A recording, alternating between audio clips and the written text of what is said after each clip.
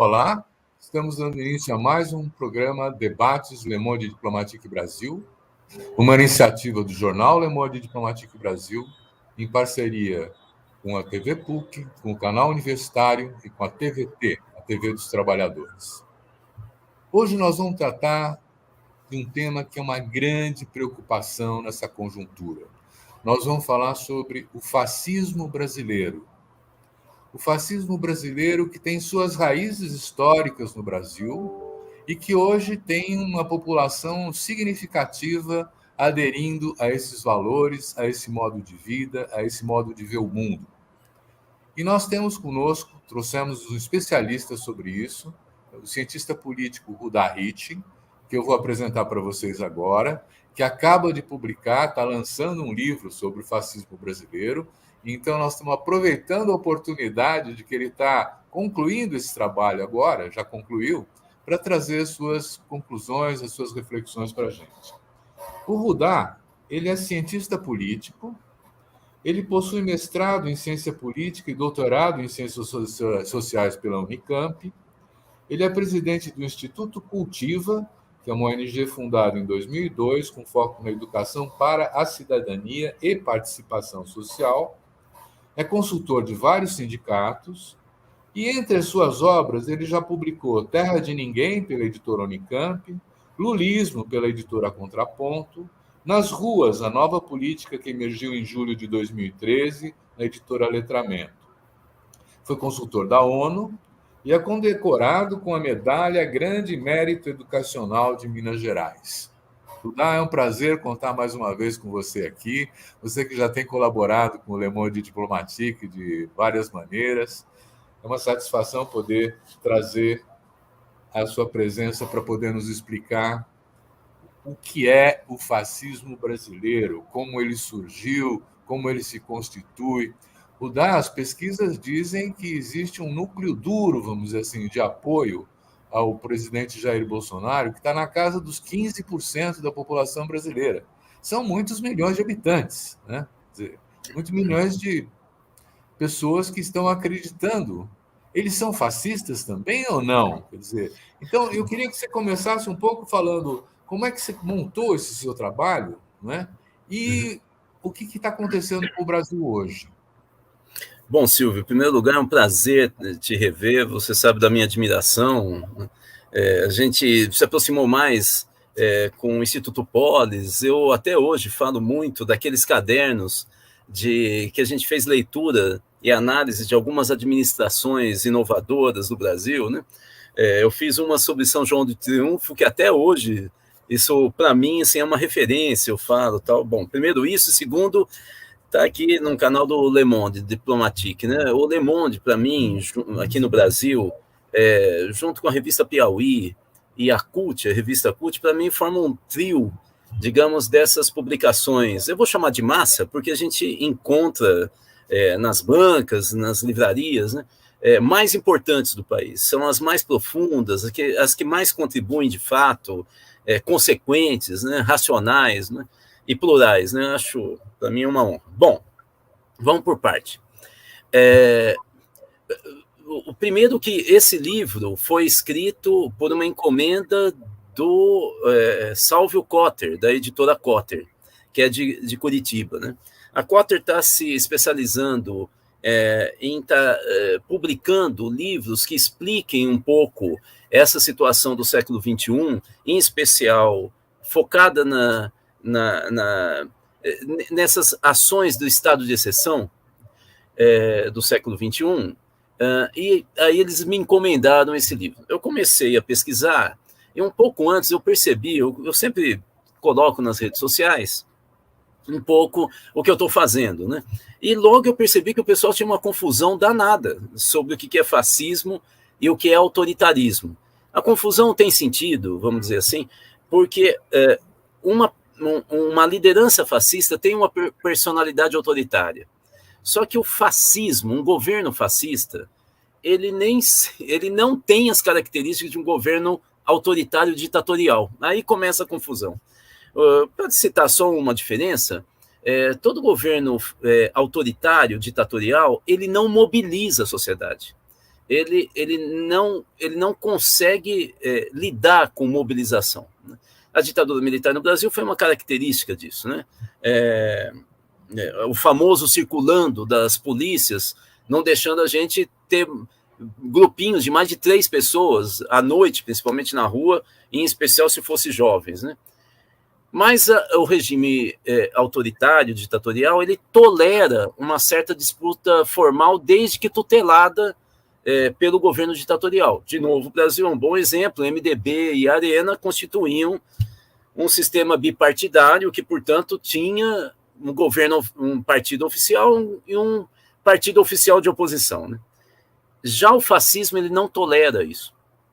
O fascismo, ele mobiliza a sociedade e ele não consegue lidar com a oposição. Então, são governos de muita mobilização e, por isso, o líder do fascismo, ele é quase sempre carismático. Ele discursa através da propaganda, não da racionalidade, e ele mobiliza, né? O Adorno dizia que os governos fascistas têm um método racional para pregar a irracionalidade, né? Então, essa é a primeira coisa. Nós temos um governo fascista, do Bolsonaro, que envolve, segundo, eu vou pegar os dados aqui mais gerais, que são esses que você disse, mas segundo o Vox Populi e o Datafolha, mas outras pesquisas acadêmicas, nós teríamos hoje ao redor de 25 milhões de brasileiros que têm valores fascistas. Então, para responder a tua pergunta, então, depois dessa digressão que eu fiz aí sobre o autoritarismo e fascismo, nós temos mais ou menos 1 milhão de brasileiros em cada estado brasileiro. Claro que isso é uma conta redonda, não é bem assim, mas nós teríamos mais ou menos 1 milhão de brasileiros em cada estado brasileiro que têm valores racistas, de intervenção militar, eles apoiam a intervenção militar, homofóbicos, misóginos, e intolerantes, e que professam um discurso escatológico. O importante é xingar e estar histérico. Esse pessoal, portanto, que conforma hoje o que a gente chama de bolsonarismo, é muito maior e mais organizado do que a figura do Bolsonaro, do Jair Bolsonaro e dos filhos. O que significa que, se o Jair Bolsonaro cair, o bolsonarismo não vai cair. E ele vai continuar atuando. Ele já estava presente? Claro que já estava. Nas eleições antes do Bolsonaro, votavam na oposição ao PT e ao Lula. Então, essa que foi a confusão no Brasil, porque votavam no PSDB. E aí se pensava que era uma oposição civilizada. Hoje nós sabemos que nunca foram. Uma parte dos eleitores do PSDB, que agora está perdendo musculatura, né, o PSDB, era e sempre foi de extrema-direita, caudatário de 350 anos de escravidão do Brasil. É isso. Rudá, no começo dos anos 30, nós tivemos um partido nazista no Brasil, né? E nós tivemos a juventude hitlerista em São Paulo, né? E isso durante 7, 8 anos, parece, né? O que eu estou levantando aí é que eu estou perguntando para você, essa extrema-direita saiu do armário, ela estava escondida, mas pensava essas coisas, ou ela veio se constituindo mais recentemente? Então, vamos de novo aqui, temos que fazer um pequeno detalhamento. Primeiro, eu citei a escravidão para dizer que nós temos uma extrema-direita desde sempre, desde a República, do início da República, então antes da República brasileira, ela sempre esteve. Mas acontece que essa extrema-direita tem valores domésticos, de violência doméstica, que ela só de vez em quando ela se organiza politicamente e aí, então, ela aparece como ator político. Você falou do Partido Nazista. O Partido Nazista do Brasil foi o maior fora da Alemanha. Em todo o mundo, em todo o planeta, o segundo maior partido nazista do mundo foi o brasileiro. E deitou raízes, por exemplo, em Santa Catarina, em São Paulo. Nós temos até hoje, quando você vai para Campos do Jordão, você tem pessoas que falam, aquele hotel da senhora tal é uma base nazista do Brasil, né? Tem convescotes, inclusive, nazistas. Eu não sei se é verdade, eu não participo desses círculos, então eu não tenho muita ideia se isso é verdade ou um folclore, mas só para que a gente tenha uma ideia do que está acontecendo. Segundo, na década de 30, nós tivemos o maior partido da década de 30 inteiro, de inspiração fascista, depois eu explico a diferença de nazismo para fascismo, que foi o Partido Integralista, liderado pelo Plínio Salgado. São duas organizações de extrema-direita distintas, mas a mais interessante, sem dúvida nenhuma, é a fascista, é a dos integralistas. Porque o fascismo, diferente do nazismo, ele tem um corpo, digamos, político, organizado, mental, um ideário, que é, de novo, de extrema-direita, de ataque às organizações de esquerda e à pluralidade e diversidade de expressões sociais, sexuais, humanas, né? Mas eles são esponjosos. Como essas esponjas que a gente usa em banho, né? Que absorvem a água, mas elas continuam com o mesmo formato, elas não se deformam. O fascismo, ele absorve outros ideários desde que subordinados ao formato do fascismo. O nazismo não é assim. O nazismo elimina a diferença. Vamos só lembrar que o Mussolini, ele sobe ao poder sem golpe de Estado. Essa é uma confusão, outra confusão que tem no Brasil. Ele foi convidado a ser primeiro-ministro pelo rei na época da Itália, e ele assume, então, ele forma um gabinete, um ministério, e assume o poder. Logo depois, ele faz acordo com a Igreja Católica, outra coisa que os católicos nem sempre têm clareza.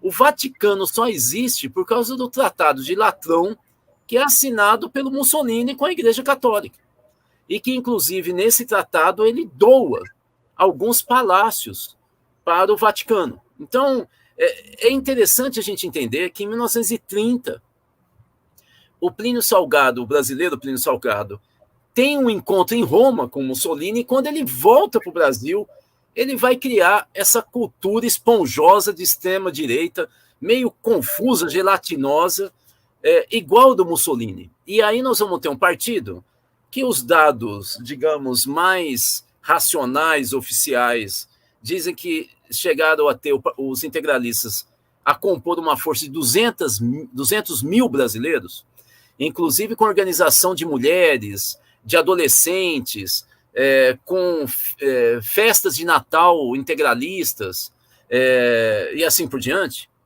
e muitas manifestações de rua, mas os integralistas diziam que eles eram 1 milhão de brasileiros numa época que o Brasil tinha 30 milhões de habitantes. Então, você vê que era um partido fortíssimo, né? Nós somos caudatários disso. Mas o que é o fascismo atual? Isso. Ele se forjou em 1986, 85, 86, numa primeira onda de empresários de São Paulo, do Rio Grande do Sul e do Rio de Janeiro, que foi liderada, pelo menos até o final da década de 90, pelo Jorge Gerdau e pelo Paulo Rabelo de Castro, que sempre se apresentam como pessoas democráticas, mas eles articularam uma onda de ataque ao Estado brasileiro e de conquista dos governos federais. Eles começam na década de 90... Bom, na década de 80, eles tentaram e conseguiram eleger 300 deputados constituintes, foram para dentro da Constituição com programas muito claros, eles criaram algumas entidades como sedes, eles criaram organizações e se articularam como o DR, como a União Brasileira dos Empresários Urbanos, a UBE. Eles se articularam depois com militares da linha dura, 2 articulações empresariais e militares que eles criaram, e depois, na década de 90, eles começaram a falar do Estado mínimo, mas depois eles elaboraram um projeto que até hoje está na mão, por exemplo, do Paulo Guedes, esteve na Ponte para o Futuro do Temer, esteve na Agenda Brasil, que foi negociada com a Dilma Rousseff antes dela cair. Eles estão o tempo inteiro falando a mesma coisa. A principal organização que vai elaborar um programa atual é o Instituto Atlântico, coordenado pelo Paulo Rabelo de Castro, com algumas ações em favelas, inclusive no Brasil, como o Brasil Paralelo está fazendo agora, nasceu na década de 90, e no finalzinho da década de 90, eles resolvem investir em jovens. E aí o Instituto Liberal passa a se criar várias outras organizações ao longo do Brasil. Então, nós vamos ter uma filial do Instituto Liberal no Rio de Janeiro, uma em São Paulo, uma em Recife, uma em Minas, em Belo Horizonte, em Porto Alegre, e assim por diante. E a função do Instituto Liberal foi organizar os jovens que estavam no Orkut para ideias ultraliberais, libertarianas dos Estados Unidos, aquela coisa do individualismo excessivo contra o Estado, e do discurso contra a esquerda, contra o comunismo, que vai desaguar nos Estudantes pela Liberdade, financiados pelos institutos liberais, e por organismos dos Estados Unidos que eles trazem para cá, depois da Europa, como é o caso do Atlas Network. Nós temos hoje comprovado o dinheiro que eles colocaram no Estudantes pela Liberdade, e é daí que começam as comunidades do Orkut que vão desaguar no MBL, vem para a rua e assim por diante. Ou seja, os empresários estiveram por trás de todo o financiamento, e já no início do século XXI, eles vão, então, trazer o Rodrigo Constantino, que estava na Veja, e o Hélio Beltrão, irmão da Maria Beltrão, da Globo News, para organizarem, depois eles vão estar no Instituto Millennium e em outros, para organizarem os jovens no Orkut, em 2004, para se estruturarem na conquista de DCEs e centros acadêmicos. Essa é a primeira onda. A segunda onda, eu vou ser aqui, só vou citar, se for o caso eu detalho, é a da Operação Lava Jato, que uma onda se sobrepõe à outra, ela engole a primeira. E a Operação Lava Jato vai ter acordos com o Ministério da Justiça dos Estados Unidos, hoje já está tudo comprovado, o Le Monde mesmo publicou essas comprovações, e se alia à Rede Globo. E aí, aquela articulação organizativa da década de 80 e 90, já com a Lava Jato, a partir de 2014, ela ganha uma mobilização emocional dos brasileiros para a histeria de extrema-direita. A última onda é a onda do bolsonarismo que vai levar a extrema-direita ao poder. Essas são as três ondas contemporâneas, vamos dizer assim, do fascismo.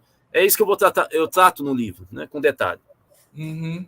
Pois é, eu tô pensando assim, quer dizer, de um lado você está mostrando todo um investimento de criação de instituições, centros de pesquisa, redes, né, para a disseminação de um pensamento e uma forma de ver o mundo, né? Quer dizer, o que o fascismo quer como resultado, Rudá? Bom, o fascismo é reacionário, né? Então ele reage. Muitos autores que analisaram isso, como Humberto Eco, eu já citei o Adorno, mas é muita gente que analisa o fascismo, o discurso, eles dizem, olha, o fascismo ele não tem um corpo doutrinário ou uma ideologia que seja muito amarrado. O fascismo é uma luta pelo poder e quase sempre reagindo a alguma força política que eles querem destruir. Mas o que eles têm de comum? O nacionalismo. Em primeiro lugar, é a ideia de que o país e as pessoas que moram no país são mais importantes do que o resto do mundo. E, nesse sentido, eles quebram a ideia de humanidade. E é por isso que eles não discutem ética. Porque a questão deles não é o respeito à espécie. A questão é respeito aos patriotas. Segunda questão, eles confundem pátria com o líder do fascismo. De tal maneira que atacar o líder é atacar a pátria. Entre um e outro está o governo de plantão e o Estado. Então, eles podem até falar contemporaneamente, vamos acabar com o Estado, mas na prática eles fortalecem o Estado. Por quê? Porque eles usam da ameaça, da violência, ou usam mesmo da força para coibir qualquer oposição. Eles são extrema-direita, portanto, eles defendem o mercado, sempre defenderam. O Trotsky, quando vai escrever sobre o nazismo e o fascismo, ele fala, olha, só existe nazismo e fascismo nesse momento que ele está escrevendo porque existe capital monopolista. O capital monopolista das empresas de monopólio, eles não querem concorrência. A tradução política de não querer concorrência é o fascismo e o nazismo. É você ter um partido único que defende o mercado como ele é e que organiza toda a população contra quem estiver colocando em risco aquele Estado, aquela nação, incluindo suas empresas. É por isso que a empresa alemã vai crescer tanto nas mãos do Hitler, né? Então, o fascismo, que é mais complicado, como eu falei, é mais esponjoso, ele fica mais difícil ainda de você pegar, porque ele brinca, ele faz gracejo, mas ele é violento. Ele faz arminha. E quando pode, ele fala, vamos invadir o STF. Ataca o ministro do STF, ataca o Congresso. Então, assim, no limite, eles vão se aproximando como uma jiboia e destruindo as instituições públicas democráticas do país. Udá, nós vamos fazer um pequeno intervalo agora por questão eleitoral, mas eu vou colocar para você um negócio que você está falando no seu livro. Quem são os engenheiros do caos e o que eles fazem, tá bom? Primeiro, agora vamos então para o nosso intervalo eleitoral.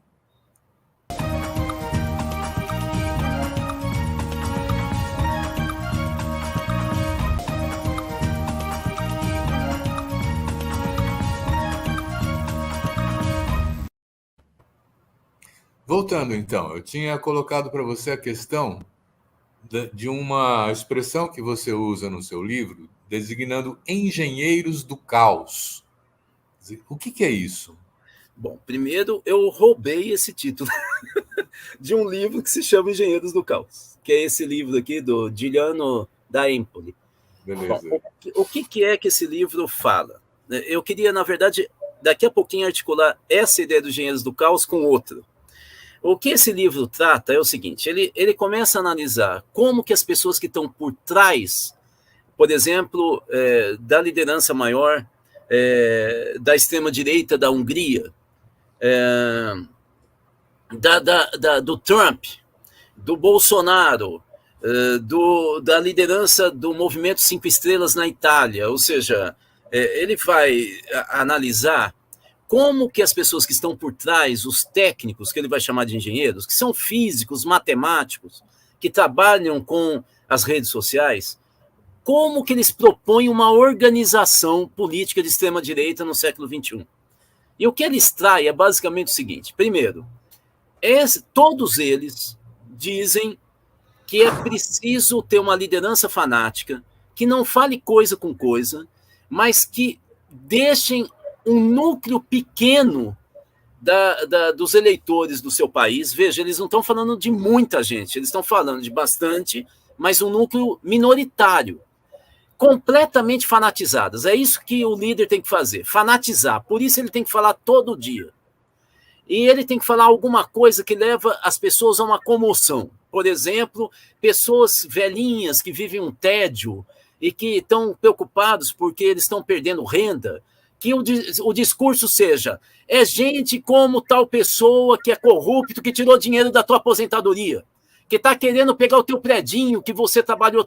Então, as pessoas velhinhas saem na rua, por exemplo, de biquíni verde e amarelo, o velhinho sai com uma faixa na cabeça, porque eles estão contra o tédio. Eles não aguentam mais o final da vida deles como está. E aí, o discurso do líder carismático de extrema-direita foca, eu não sei se você está percebendo, foca pessoas especificamente. Ele focaliza, segunda característica. Você nunca junta essas pessoas para pensar junto. Essas pessoas, em cada bolha, com cada característica, fala com o centro. No caso da Itália, com o site do Movimento 5 Estrelas. No caso do Orbán da Hungria, é através também de um programa que eles criaram de conversa direta através do algoritmo com as pessoas pelas redes sociais. E assim por diante. Então, essa extrema-direita trabalha com engenheiros físicos e matemáticos que localizam através dos algoritmos do Facebook. O início começou com o Facebook. Agora do Twitter e assim por diante, Instagram.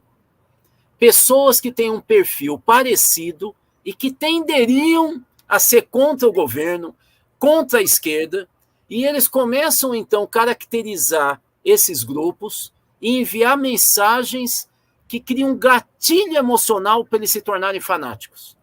Todo dia, sem eles conversarem entre si. No caso específico do Bolsonaro, na campanha de 2018, segundo a Isabela Calil, a antropóloga paulista, que fez um estudo sobre quem apoiava o Bolsonaro em 2018, durante a eleição, o Bolsonaro trabalhou 16 perfis que não se juntavam. Então, o discurso do Bolsonaro era geral, mas a campanha era feita com 16 grandes perfis que ele ia atrás em bolhas. Vou citar só alguns. Os bombados e os influencers. Os influencers e os hackers.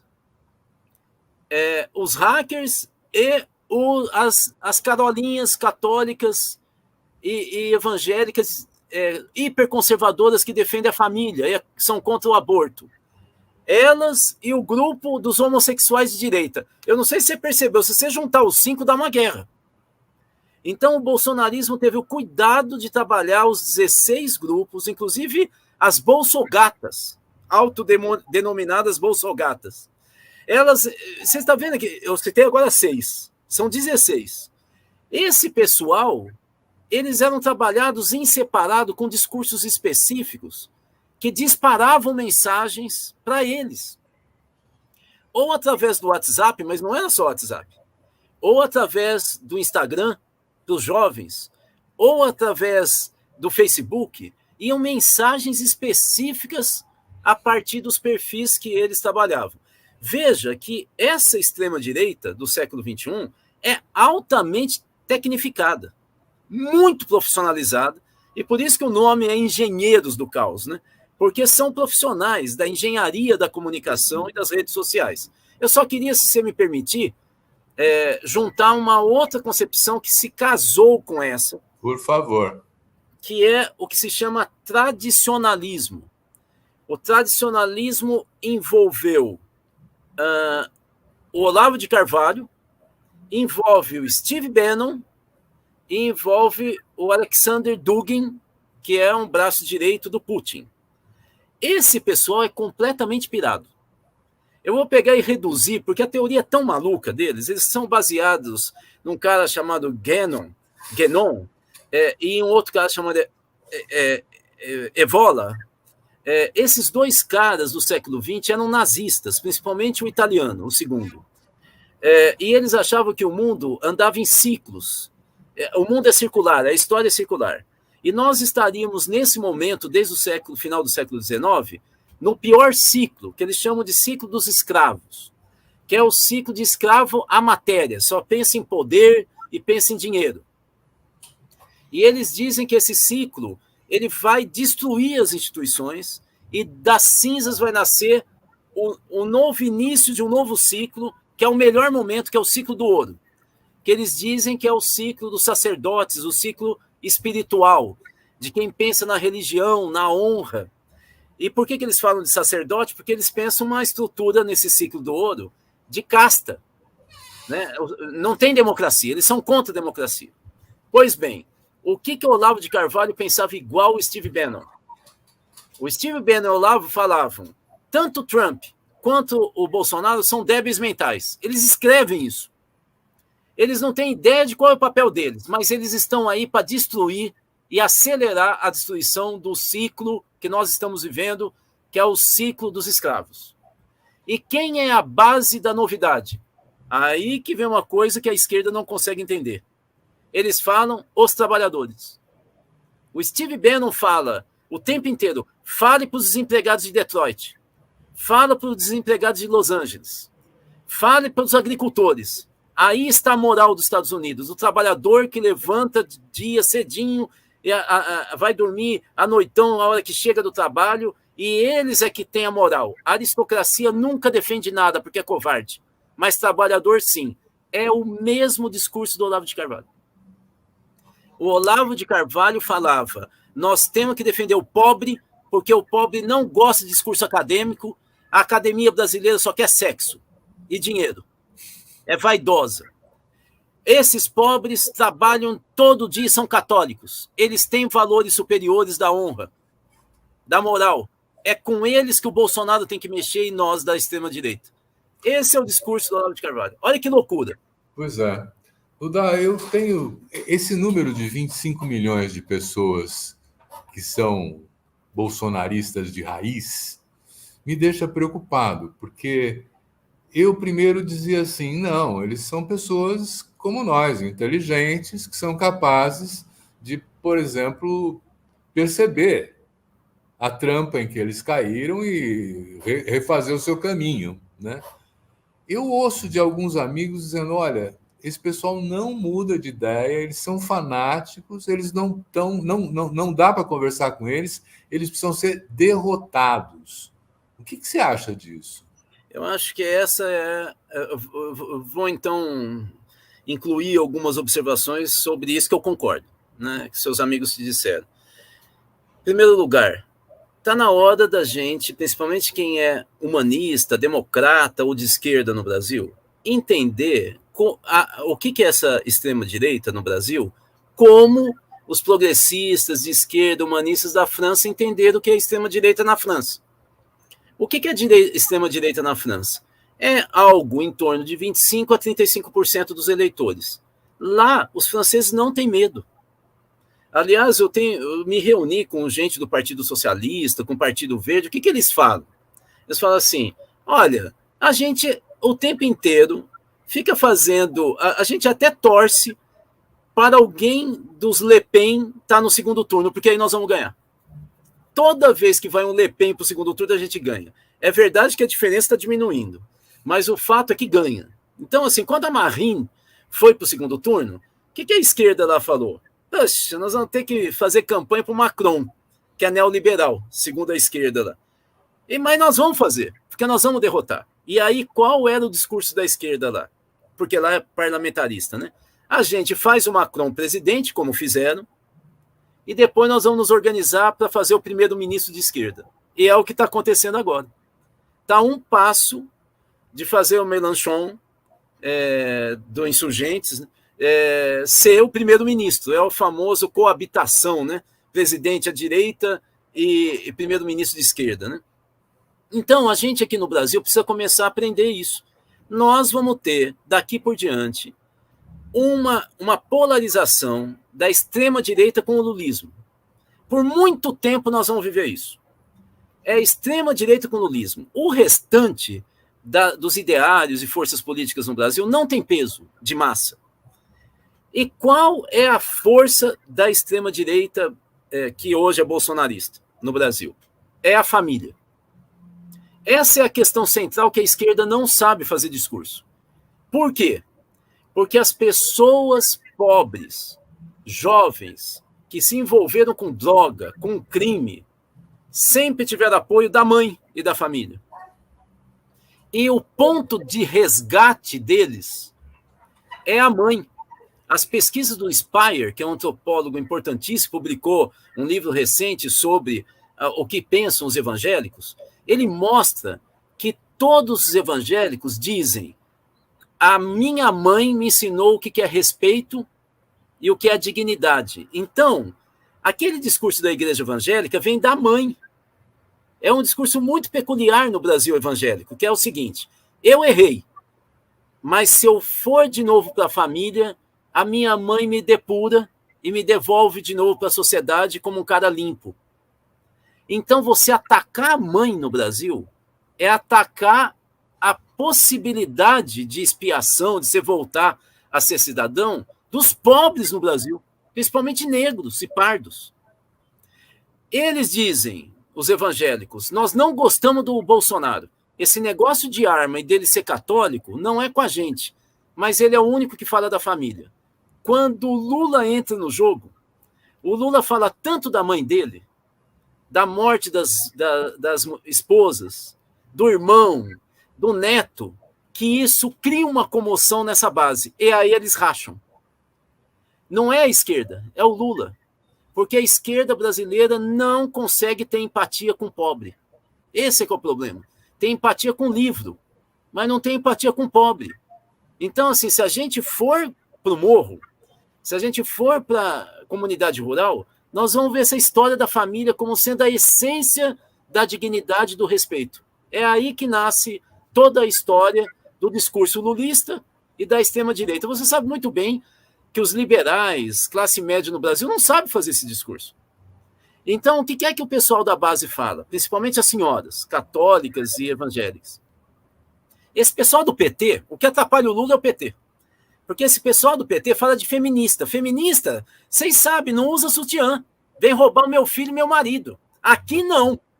Você sabe que em 2018 nós fizemos um levantamento dos grupos de WhatsApp com essas veinhas? Elas não falavam de comunista, elas falavam de feminista. Falavam, gente, vamos voltar no homem, mas sem verde e amarelo para eles não identificar. O pastor falou, sem verde e amarelo. Porque as feministas vão estar lá esperando a gente para bater na gente. Esse é o discurso. Eu tenho gravado várias falas nesse mesmo sentido. Mas será que dá para fazer uma relação tão estreita assim entre os evangélicos e os fascistas? Não, de novo. De novo. Eu estou tentando pegar como que os fascistas conseguem capturar esse discurso da família, os fascistas brasileiros, e puxam na época da eleição. Os evangélicos, a base evangélica, nós temos muitas pesquisas da USP e da Universidade Federal de São Paulo, por exemplo, naquelas grandes marchas com Jesus, na Paulista e tal. As pesquisas que nós temos uma, por exemplo, que está nas redes sociais de 2017, da marcha de 2017. A base pensa totalmente contrário da bancada da Bíblia. Totalmente o contrário. São a favor da educação sexual na escola, são a favor dos gays, do respeito aos gays, e uma parte significativa, embora minoritária, fala que a gente tem que olhar com outros olhos o aborto. Sabe por quê, Silvio? Porque na família deles tem alguém que é gay, tem alguém que fez aborto, às vezes a própria pessoa. Lembra a história da expiação? Eu fui errado, mas eu sei que a minha família, a igreja me salvou. Eu também, quem fez aborto, também tem que ser salvo. Não é o discurso dos pastores. Mas o que acontece? No momento da eleição, quando a extrema-direita joga o discurso, eles são contra a família, dá uma mexida. Como a maioria da população brasileira não sabe em quem votar, principalmente para deputado, estadual e federal, nessa mexida emocional, no final da campanha, como foi em 2018, final do primeiro turno e segundo turno, aí eles vão para quem defende a família. É uma apropriação do discurso, na verdade. Não é que evangélico é fascista. Vamos voltar para o seu livro.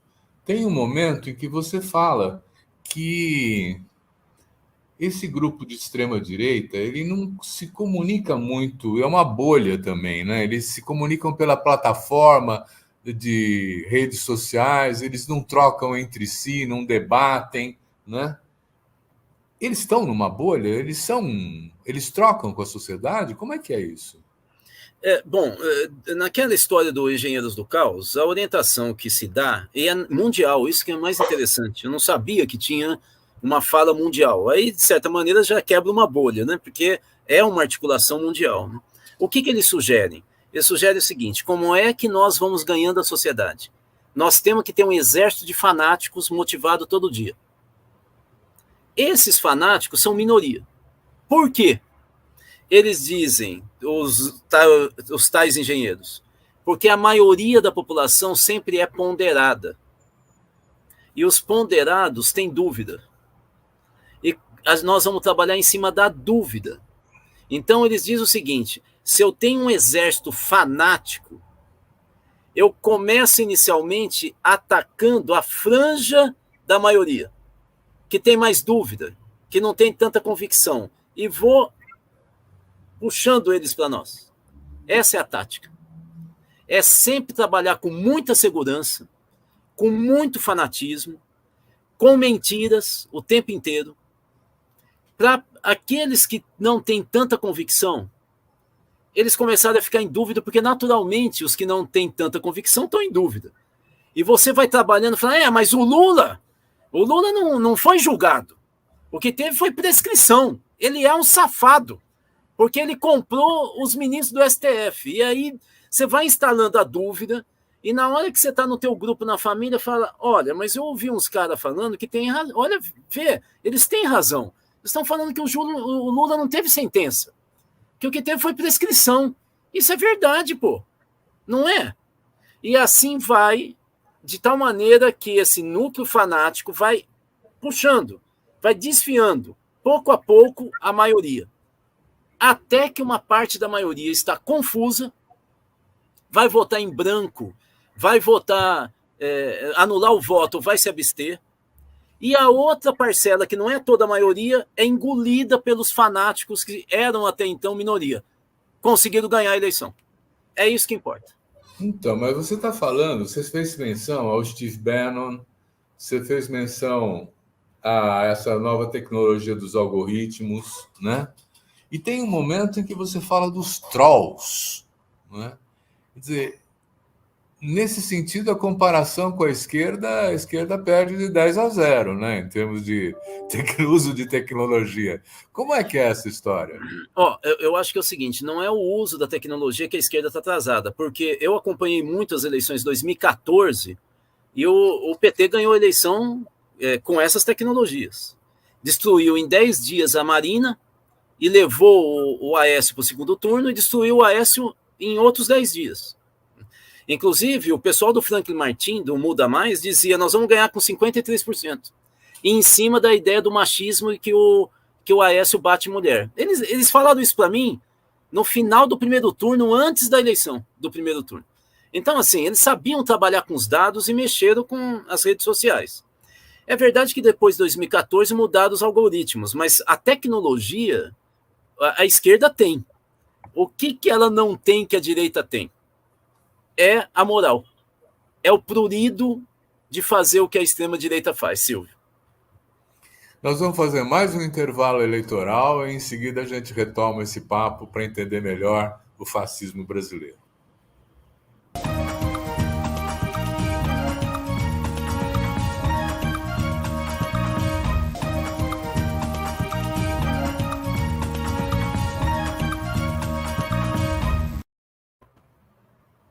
Rudá, é verdade que são os argumentos que convencem as pessoas, né? Mas a tecnologia para chegar nelas e produzir com essa velocidade e substituir a todo momento uma mentira depois da outra, você faz referência a um mundo paralelo, né? A um Brasil paralelo. Eu não consigo entender como é que alguém ganha eleição sem falar da realidade. É porque a realidade é uma interpretação, não é, Silvio? A realidade não existe, de fato, para o ser humano, tanto que a história não existiria se não existisse humano. O Thompson, o Edward Palmer Thompson, historiador inglês que eu adoro, ele dizia o seguinte, a verdade, a história é um caos. O que dá sentido para a história é o historiador. É o historiador que escolhe os acontecimentos, que ele dá uma certa ordem, né, de interpretação. Né? Então, o que nós temos que entender? É que cada agrupamento de pessoas que, de uma certa maneira, tem valores parecidos ou sofrimentos parecidos, situações concretas de vida, e se elas se relacionam o tempo inteiro, cada um desses agrupamentos vai criando valores que a gente chama de moral, né? Crenças, noção do que é certo e errado fazer. Aí é que está a vantagem desses engenheiros do caos, do fascismo atual. É que eles identificam essas bolhas. Então, eles trabalham com a realidade que está na cabeça do pessoal. Como é que eu vejo a realidade? Bom, como sociólogo, eu imagino que uma pessoa que acorda no morro, que fica do outro lado aqui da minha casa, eu vejo um morro com uma favela importante aqui de Belo Horizonte, uma parte dela chama Papagaio. A pessoa que acorda no morro, ela vê o meu prédio. E quando eu acordo e olho na janela, eu vejo a favela. Está do outro lado, como aqui é muito parecido com o Rio de Janeiro. Eu moro na Zona Sul, e a região que eu moro é de classe média alta, média alta. Quando eu vejo à noite, Silvio, a favela, eu vejo as luzinhas, e nesse período atual, a lua, até uma semana, 2 semanas atrás, estava cheia, amarela. Teve até um período atrás, falando da lua de sangue, né? Ela era amarela e iluminava a favela, o morro. A coisa, olha, era um quadro. Era uma obra de arte. E as luzinhas das casas da favela faziam aquilo parecer joias.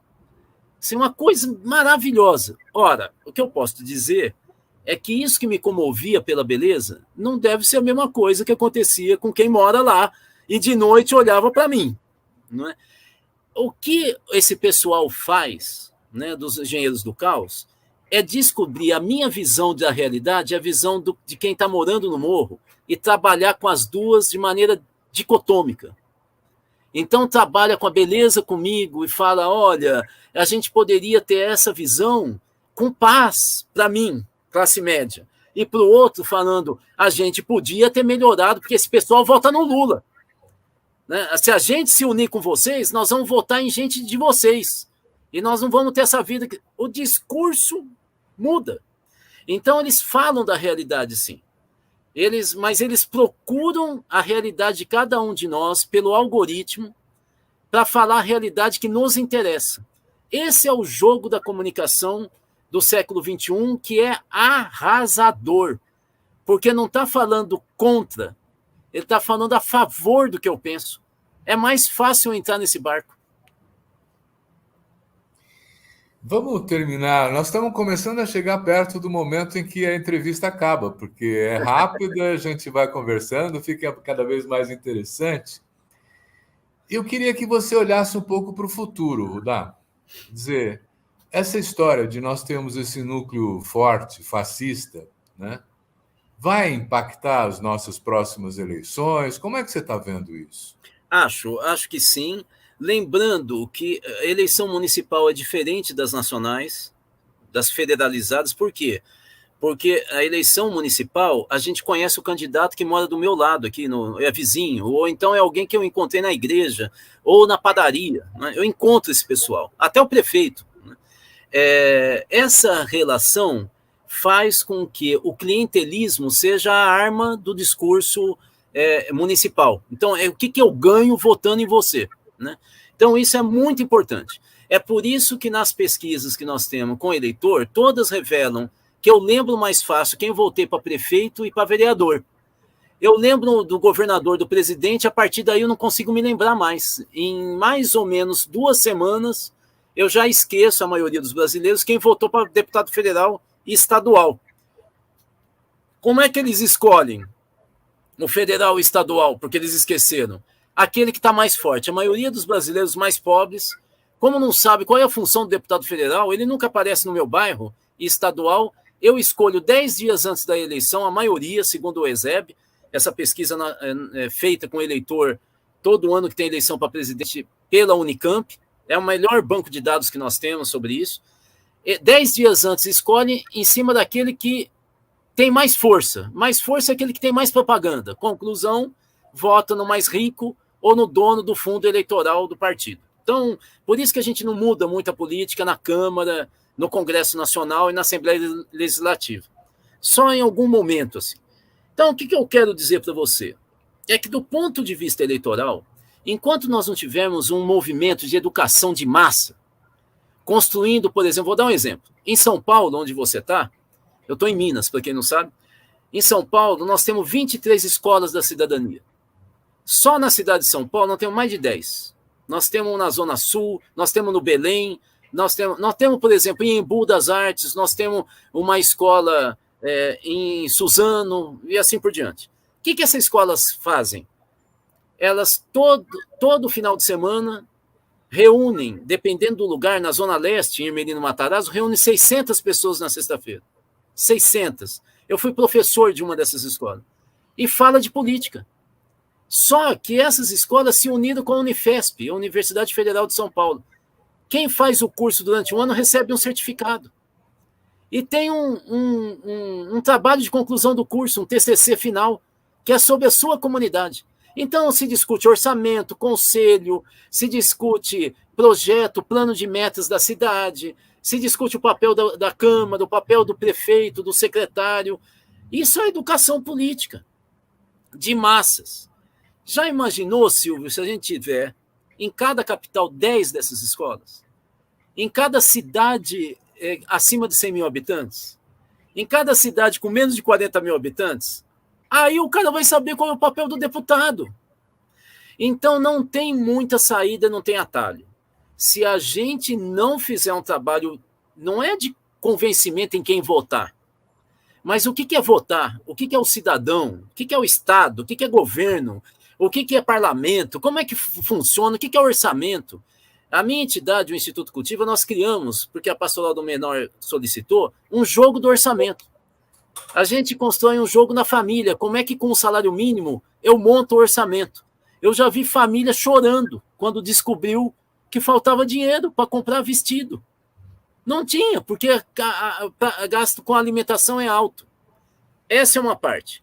A última parte que nós estamos terminando aqui, que é nós vamos ter que saber ter inteligência política, a gente tem que aprender a se autocontrolar, porque a disputa agora é com a extrema-direita. E vai ser por décadas. Isso significa o quê? Que a gente tem que parar de ser bobo. Quem é democrata não tem que desesperar, falar, vai ter golpe, vai ter coisa nenhuma. É isso que eles querem que a gente sinta para a gente perder a capacidade de reação. Tem que parar com esse negócio. Ai, decreto do presidente dando perdão para o Daniel Silveira, é golpe. Não tem golpe, é Constituição, está na lei. A gente tem que ter foco, como a gente sempre teve na década de 80 e 90. Tem que ter foco. O foco é isso, todos unidos. Nesse ano, o foco é, no segundo semestre, nós vamos tirar esse pessoal do governo. Depois são outros 500. Mas tem que ter foco. É isso que eu diria, trabalho de formação de massa, com uma rede de escolas da cidadania por todo o país. E segundo, foco. Vamos voltar a ser inteligente e lutar pela democracia. Muito bem. Eu quero agradecer muito ao Rudá Rich. Eu convido vocês a lerem o livro que ele está lançando, O Fascismo Brasileiro. Quero aproveitar também que, nesse momento, nós estamos lançando a edição do jornal Le Monde Diplomatique Brasil sobre fake news e eleições, para discutir também essa dificuldade e as elaborações. Quem quiser assinar o jornal pode usar esse QR Code aí para isso. E agradecer também a você que nos assiste, dizendo que semana que vem tem mais. Obrigado.